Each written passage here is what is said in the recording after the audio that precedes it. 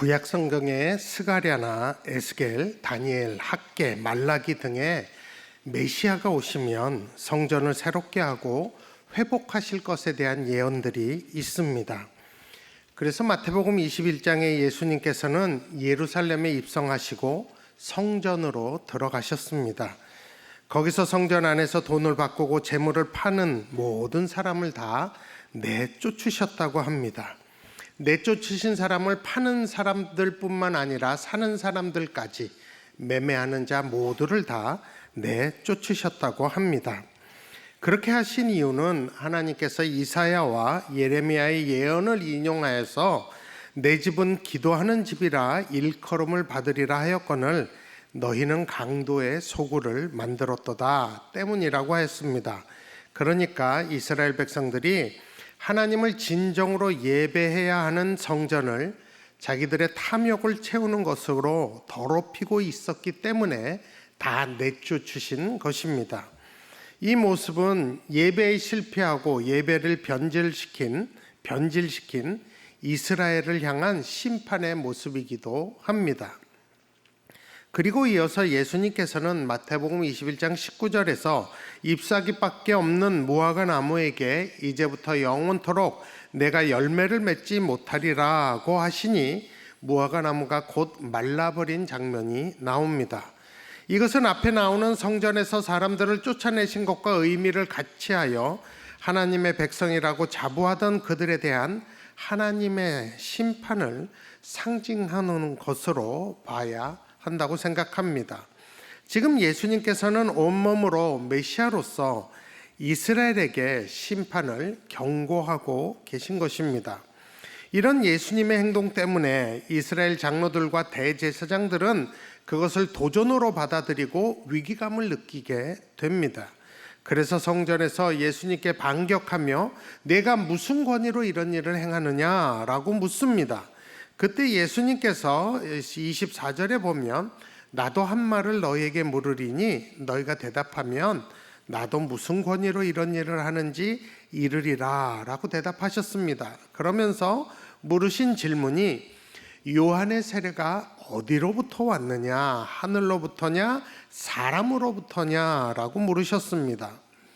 이 질문은 대제사장들과 이스라엘 장로들의 머릿속 계산에 의하면 쉽게 대답하기가 곤란한 질문이었습니다. 그러나 예수님께서 굳이 모두가 다 아는 요한의 세례를 물으신 이유는 이 질문을 통해서 그들의 마음의 동기와 의도를 다시 생각할 기회를 주시는 것이라고 저는 생각을 합니다. 누구 하나라도 그 자리에서 요한의 세례가 하늘로부터 왔다라고 했다면 예수님은 그를 칭찬하셨을 텐데 그들은 모두가 다 우리가 알지 못하노라 하므로 당신을 믿을 마음이 없다는 것을 밝힌 것입니다. 그들의 관심은 오로지 자신들의 밥그릇, 권력 유지, 전통에 있다는 것을 드러낸 것입니다. 그때 예수님께서 드신 비유가 아버지와 두 아들의 비유입니다. 어느 날 아버지가 두 아들에게 오늘 포도원에 가서 일하라 라고 했을 때 첫째는 그러겠다 그리고 안 갔고 둘째는 싫다고 하지만 뉘우치고 갔다고 합니다. 그렇다면 31절에 보면 예수님이 물으시죠. 그 둘 중 누가 아버지의 뜻대로 하였느냐라고 질문하셨을 때 그들은, 그러니까 대제사장들과 우리 장로들은 둘째라고 분명하게 대답을 했습니다. 그때 예수님께서 31절에 보면 내가 진실로 너희에게 이르노니 세리들과 창녀들이 너희보다 먼저 하나님 나라에 들어가리라 라고 말씀하셨습니다. 이것은 이 이야기를 듣는 모두에게 아주 충격적인 발언이었습니다. 늘 성전에 살고 성전에서 일하고 하나님의 나라를 유업으로 받도록 선택되었다고 자부하는 자들인 그들이 정작 하나님의 나라에 들어가지 못한다는 말씀이었기 때문입니다. 왜냐하면 그들은 예수님 세례 요한이 전한 복음 앞에 뉘우치지도 않고 믿지도 않았기 때문이라고 합니다. 아버지의 뜻대로 행하지 않았기 때문이라고 합니다. 아버지의 뜻대로 행치 않는다면 대제사장이라도 이스라엘의 장로라도 하나님 나라에 못 들어간다는 것이었습니다. 지금도 이 아버지의 뜻은 하나님의 나라를 사는 것이고, 그러기 위해서 우리 죄를 회개하고 예수님을 그리스도로 믿어야 하나님 나라에 들어갈 수 있는 것입니다. 그리고 바로 또 이어지는 예수님의 또 다른 비유의 가르침이 오늘의 본문입니다. 거룩한 예배를 자기들의 욕심으로 변질시키고 예수님을 어떻게든 책잡아 죽이려는 악한 마음을 가진 그들에게 주님이 계속 기회를 주시며 가르치시고 계신 것입니다. 이 역시 예수님께서 그들의 마음과 결정이 불러올 치명적인 결과를 안타까워하시며 가르치신 말씀입니다. 그래서 오늘의 본문의 시작이 다른 한 비유를 들으라. 들으라가 명령이에요. 니네 이거 좀 들어라 하는 것입니다. 예수님이 대제사장들과 이스라엘 장로들, 거기 있는 그 바리새인들에게 하신 또 하나의 비유가 이렇습니다. 어느 집 주인이 포도원에 투자를 해서 울타리를 치고 즙을 짜는 틀을 만들고 망대를 지었다. 그렇게 돈을 들여 투자한 곳에 포도를 심고 그 포도원을 어떤 농부들에게 임대를 주고 외국으로 갔다고 합니다. 그리고 한 5년 지나 포도 열매가 맺히는 추수 때에 계약대로 포도를 받으려고 종들을 보냈다는 거예요. 그랬더니 이 종들을 잡아서 심히 때리고 어느 때는 죽이고 돌로 쳐서 계약을 이행하지 않았던 것입니다. 사실 주인이 보낸 이 종들에게 이렇게 했다면 가만히 있을 주인이 없었을 거예요. 그런데 오늘 예화에서는 주인이 또다시 더 많은 종들을 보냈다고 합니다. 정말 착하고 어떻게 보면 참 멍청하리만큼 착한 선한 그런 주인입니다. 보내놨더니 마치 전쟁이라도 하듯이 그 농부들은 또 그렇게 그들을 때리고 죽였다는 거예요. 여러분, 이쯤 되면 주인이라면 용병을 사서라도 싹 보내갖고 그들을 싹 쓸어버려야 할 텐데 그 주인은 정말 이상한 생각을 하였다고 합니다. 37절에 보면 후에 자기 아들을 보내며 이르되 그들이 내 아들은 존대하리라 하였더니 합니다. 여러분, 세상에 이런 주인이 있을까요? 저는 사람 중에는 없다고 생각해요. 이렇게 포도원을 맡긴 농부들을 끝까지 믿어주고 아들까지 마지막으로 보내는 주인이 없을 것 같아요. 그런데 그 주인이 내 아들은 존대하리라 하고 아들을 보냈더니 농부들이 어떻게 했대요? 38절 39절에 나옵니다. 농부들이 그 아들을 보고 서로 말하되 이는 상속자니 자 죽이고 그의 유산을 차지하자 하고 이에 잡아 포도원 밖에 내쫓아 죽였느니라 합니다. 그러니까 이 농부들이 결국 노리는 게 뭐예요? 포도원 전체를 자기들이 홀랑 먹어버리는 겁니다. 그것만이 자기들의 목표인 것이에요. 그래서 주인의 자식까지 죽여버립니다. 정말 황당하고 슬프고 분통 터지는 이야기, 예화지만 이야기입니다. 이 어리석을 만큼 순에 빠진 이 포도원 주인과 악해 빠진 농부들의 이야기를 하신 후에, 비유로 하신 후에 예수님이 질문하십니다. 40절에 그러면 포도원 주인이 올 때 그 농부들을 어떻게 하겠느냐? 너무 상식적인 질문이죠. 그래서 대제사장들과 이스라엘의 장로들은 41절에 바로 대답합니다. 그 악한 자들을 진멸하고 포도원은 제때에 열매를 바칠 만한 다른 농부들에게 새로 줄지니이다. 여러분, 누가 들어도 당연하고 정당한 대답입니다. 그런데 왜 예수님이 이 비유를 말씀하셨을까요? 그건 끝까지 믿지 않고 악한 마음을 갖고 있는 대제사장들과 이스라엘의 장로들을 가르치시기 위함입니다. 더 나아가 그 자리에 같이 이것을 듣고 있는 제자들도 가르치고 경고하기 위해서고, 또 이것을 사도 마태가 이 마태복음을 통해서 이 원독자들인 유대 기독교인들에게 꼭 전달하고 싶은 메시지가 있기에 마태복음에 적은 것입니다. 역사 속에서 하나님이 어떻게 일하시고 어떤 분이신지를 가르치시고 경고하시는 것입니다. 사실 이 비유를 듣고 선뜻 대답한 그들은 이 비유가 자기들을 향한 비유임을 아직은 몰랐던 것 같아요. 알았다면 대답하지 않았겠죠. 이 비유 후에 예수님께서 시편 118편을 인용하시고 이 비유를 풀어주실 때야 그들이 그때 깨닫습니다. 마태복음 21장 42절에 보면 너희가 성경에 건축자들이 버린 돌이 모퉁이의 머릿돌이 되었나니 이것은 주로 말미암아 된 것이요 우리 눈에 기이하도다 함을 읽어본 일이 없느냐 물으셨어요. 여러분, 대제사장들과 이스라엘 장로들이 시편 118편의 말씀을 들어본 적이 있었을까요? 없었을까요? 당연히 있죠. 그죠? 저는 한 달에 한 번 시편 읽는데 저도 아는 구절이에요. 이들은 거의 날마다 읽는 사람들이에요. 모를 리가 없습니다. 근데 이 비유를 해석하는 이 시편 118편의 말씀을 듣는 순간 그들의 귀가 번쩍한 것입니다. 그러니까 예수님께서 그러므로 라는 말로 43절을 이어가십니다. 그러므로 내가 너희에게 이르노니 하나님의 나라를 너희는 빼앗기고 그 나라의 열매 맺는 백성이 받으리라. 그러니까 그러므로 시작했다는 게 뭐예요?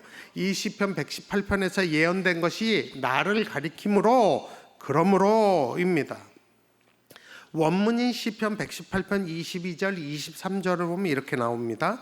건축자가 버린 돌이 집 모퉁이의 머릿돌이 되었나니 이는 여호와께서 행하신 것이요 우리 눈에 기이한 바로다 합니다. 여기 보면 이 모든 행동의 주체가 누구라고 나와요? 여호와라고 나와요. 그러니까 요한의 세례도 하늘로부터 하나님이 여호와가 주신 것이고 건축가가 버린 돌인 예수님을 가장 중요한 모퉁이의 머릿돌이 되게 한 이 기이한 일도 여호와께서 행하셨다는 것입니다. 마치 바리새인들과 서기관들, 그 이스라엘의 장로들, 또 대제사장들이 율법의 전문가이듯이 건축가들도 건축의 전문가들입니다. 이 건축가들이 이렇게 보고 이 돌 쓸모없어 하고 버린 돌이 여호와에게는 그 집의 가장 중요한 머릿돌로 쓰임을 받을 돌이었다는 것이에요. 그러니까 아무리 율법의 전문가로 자부하는 너희가 예수가 메시아가 아니라고 해도 하나님은 이 예수님을 메시아 즉 그리스도로 보내셨다는 이야기입니다. 근데 이건 갑자기 된 게 아니고 역사를 통해서 수없이 시편에도 예언됐고 이것이 성취된 것이라는 것이에요. 이미 하나님께서는 수많은 선지자들을 보내셔서 이 하나님의 마음과 뜻을 메시지로 전하셨다는 거예요. 그런데 포도원을 맡았던 그 농부들처럼 이스라엘은 그들을 때리고 죽이고 돌로 쳤다는 겁니다.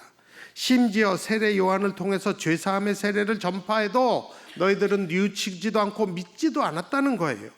그러면서 여전히 자신들은 율법을 지키고 있는 선택된 민족이라고 자만하고 성전을 강도의 소굴로 만들어버린 그들은 예수님이 그들을 쫓아낼 수밖에 없었다는 이야기입니다. 본문의 비유 속에서 악한 농부들이 한 짓이 역사 속에서 너희 조상들이 한 짓이고 앞으로 너희가 할 행동이라는 경고입니다. 그럼에도 불구하고 이 비유를 통해서 예수님께서 전하시고자 하는 하나님의 성품은 어떤 성품이에요? 미련하리만큼 끝까지 그들을 믿어주고 계속 종도를 보내다가 결국 아들까지 보내는 그런 분이라는 거예요. 하나님이 여전히 내 아들은 존대하리라 라는 미련과 일말의 기대를 갖고 계신 하나님이라는 것입니다. 그러니 하나님의 아들이신 예수님이 그들 눈앞에 있고 성전에서 하나님의 뜻을 말씀하시며 병자들을 고치며 온전케 하는 이 메시아가 행할 모든 것을 행하는 것을 통해서 마지막으로 너희들에게 기회를 준다는 것입니다. 그러니까 너희들도 회개하고 예수가 그리스도이심을 인정하고 믿으라는 것이에요. 그러나 그들의 선택은 뭡니까?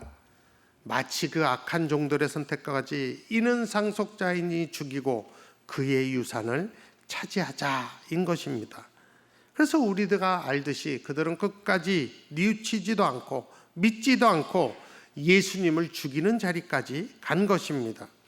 자신들의 밥그릇, 이익, 명예, 전통, 기득권 어떻게든 지켜서 하나님 나라를 독차지하려고 했던 것입니다.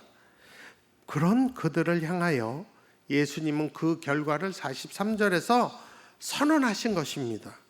바로 이것이 예수님께서 대제사장들과 장로들과 마태복음의 원독자들인 유대 기독교인들에게 하고 싶은 말씀이요 가르침인 것입니다. 여러분, 우리 다 같이 43절을 한번 같이 읽어보십니다. 같이 읽습니다. 그러므로 내가 너희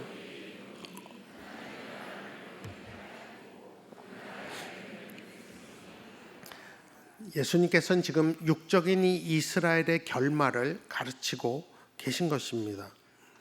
그리고 성전, 이 예배를 새롭게 하실 새 언약을 세우신다는 것이에요.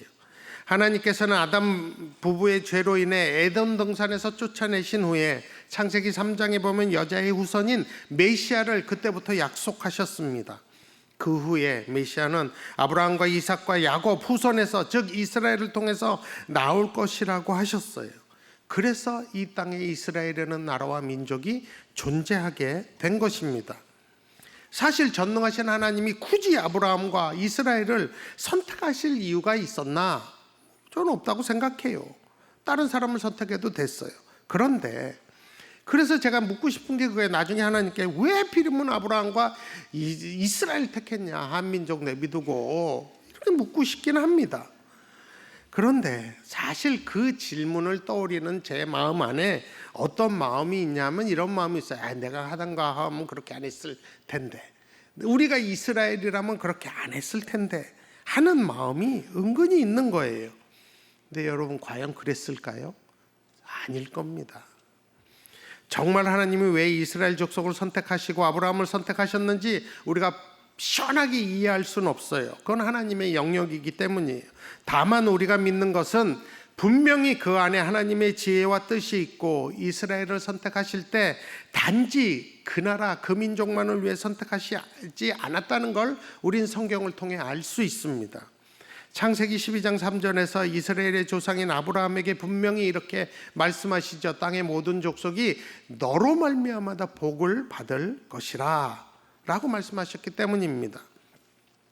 그렇게 하나님은 이스라엘을 온 세상을 위한 제사장 나라로 삼으시기 위해서 아브라함과 이스라엘을 선택하신 것입니다. 아마 아브라함 아니고 다른 사람 선택해도 결과는 마찬가지였을 것입니다. 그런데 그들은, 이스라엘은 하나님을 독점하려고 했고 하나님 나라를 자신들을 위해 이용하려고 했습니다. 그러한 배타적인 그들의 욕심과 탐욕과 죄 때문에 결국 그들은 수많은 선지자들과 하나님의 아들인 예수님까지도 죽이는 데까지 이른 것입니다. 그 모든 역사를 잘 아시는 예수님께서 지금 그들에게 하시는 말씀이 바로 뭐예요? 너희는 하나님의 나라를 빼앗기리라 입니다. 그렇다면 하나님께서 누구에게 하나님 나라를 주시고 하나님 나라를 살게 하시나요? 그것은 혈통이 아니라 그 나라의 열매 맺는 백성이라고 말씀하셨습니다. 이 백성이 유대인이냐 이방인이냐 둘 중에 하나를 의미하는 게 아니에요. 그 백성은 그 나라의 열매 맺는 누구나가 다 받을 거라는 이야기입니다. 그렇다면 그 나라의 열매 맺는 자는 누구일까요? 아버지의 뜻대로 행하는 자이에요. 자신의 죄를 뉘우치고 회개하고 예수님을 믿고 하나님의 뜻과 통치 가운데 사는 하나님을 주인 삼은 백성, 그 성도들을 뜻합니다. 다시 정리합니다. 그 나라의 열매 맺는 백성은 하나님의 뜻대로 행하는 자들이에요. 그들은 하나님을 주인 삼은 사람들, 즉 성도들입니다. 그러니까 우리도 그 백성 안에 들어가는 것입니다. 이 비유를 통한 예수님의 가르침은 그 당시 유대인들에겐 굉장한 충격을 주는 것이었습니다. 유대인이면 당연히 다 하나님 나라를 상속받아 산다고 생각하는 자들에게는 폭탄 선언과 같은 것이었습니다. 그리고 늘 이방인들에 대한 우월감에 있었던 유대 기독교인들, 마태복음의 원독자들에게도 큰 충격의 비유의 말씀입니다.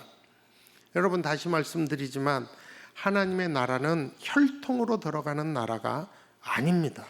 하나님의 나라는 오직 믿음으로 하나님의 말씀과 예수님의 가르침대로 사는 자들의 것이 됩니다. 하나님께서 이스라엘의 원래 목적대로 제사장 나라 노릇에 이스라엘이 완전히 실패했기 때문에 직접 당신의 아들을 이 땅에 보내신 것입니다. 그래서 원래의 계획대로 요한복음 1장 12절에 영접하는 자 곧 그 이름을 믿는 자들에게는 하나님의 자녀가 되는 권세를 주셨다는 것을 이루신 것입니다. 명심하세요. 여러분, 지금도 이스라엘이라는 나라와 민족이 하나님께 선택받은 유일한 나라와 민족이 아닙니다. 이스라엘이나 대한민국이나 똑같은 나라야 똑같은 민족입니다. 하나님이 선택하셨지만 이스라엘은 교만한 자신들의 죄 때문에 제사장 나라 노릇에 완전히 실패한 민족입니다. 그리고도 아직 선택받은 나라라는 착각 속에 사는 참 불쌍한 민족이요 나라입니다. 성경은 육적인 이스라엘에 더 이상의 소망을 두지 않습니다. 예수님께만 모든 소망을 둡니다. 아직도 성경의 이스라엘을 육적인 이스라엘로 보는 것은 바람직한 성경 해석이 아닙니다. 오늘 본문을 통한 예수님의 가르침을 우리의 삶에 적용해야 합니다. 저는 요즘 한국의 교회들이나 한국의 기독교를 하나님이 보시면 예수님의 이 비유의 말씀을 하실 것 같습니다. 특히 교회의 지도자들에게 경고하시는 것 같아서 두렵고 떨리는 마음이 있습니다. 내가 모태신앙이니까, 내가 목사니까, 내가 직분자니까, 내가 리더니까 하나님의 나라를 사는 것이 아닙니다. 오직 예수님은 그리스도시요 살아계신 하나님의 아들이라는 이 믿음만이 하나님의 나라를 살게 하는 것입니다. 참 요즘 한국교회 지도자들, 일부 지도자들과 성도들은 뉘우치지 않는 것 같아 보입니다. 그리고 여전히 자기들은 선택받았고 하나님의 나라는 자기들 것이라고 착각하며 사는 것 같아 보입니다. 그런데 여러분, 이것은 우리들의 이야기도 될 수가 있습니다. 그래서 사도 마태는 마태복음을 통해서 이미 예수님을 믿은 유대 기독교인들과 우리들에게, 마태복음을 읽는 우리들에게 포도원 주인과 농부들의 비유를 보라고 적어 놓은 것입니다. 그런 착각 버리고 다시 예수 그리스도를 믿는 그 믿음으로 살라고 도전하는 것입니다. 내 삶과 우리의 예배에 하나님이 주인 되시지 않고 내 이익과 내 전통과 내 권세와 내 사상이 주인이 되어 있다면 우리가 바로 기도하는 하나님의 집을 강도의 소굴로 바꿀 수도 있습니다. 그러면서 여전히 내가 하나님 나라를 살고 있다고, 소유했다고 착각할 수 있습니다. 대제사장들과 장로들에게 했던 예수님의 그 말씀을 아마 다시 하지 않으실까 생각을 합니다. 그러므로 내가 너희에게 이르노니 하나님의 나라를 너희는 빼앗기고 그 나라의 열매 맺는 백성이 받으리라. 그러므로 여러분, 우리 먼저 회개하고 예수님을 다시 내 삶의 주인의 자리에 돌려놓아야 합니다. 말씀을 읽으며 하나님의 법과 식으로 돌아가야 합니다. 믿음으로 예배를 드리고 하나님의 얼굴을 구하여야 합니다. 우리들의 예배에 어떤 것도 주인 되어서는 안 됩니다. 그래야 자연스럽게 하나님의 나라의 열매를 맺게 되고 하나님의 나라를 살면서 누리게 될 것입니다. 오늘 하나님은 하나님의 나라를 누구에게 주셨으며 누가 살 수 있는지를 잘 분별하고 하나님의 뜻과 식을 마음에 새겨 우리의 예배를 예배답게 하는 저와 여러분이 되기를 원합니다.